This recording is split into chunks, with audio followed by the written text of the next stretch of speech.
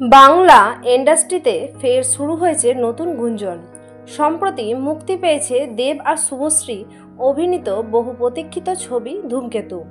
দর্শকরা ছবিটিকে ভালোভাবে গ্রহণ করছেন, বক্স অফিসে চলছে জোরদার ব্যবসা। কিন্তু এর মাঝেই শোনা যাচ্ছে পরিচালক রাজ চক্রবর্তী নাকি খুব একটা খুশি নন।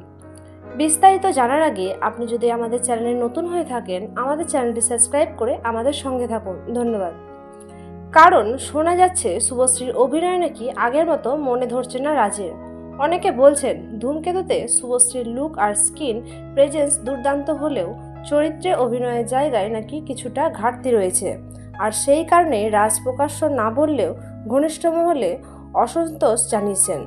অন্যদিকে ভক্তদের একাংশ অবশ্য এসব মানতে নারাজ। তাদের মতে শুভশ্রী নিজেকে নতুনভাবে প্রমাণ করছেন এই ছবিতে।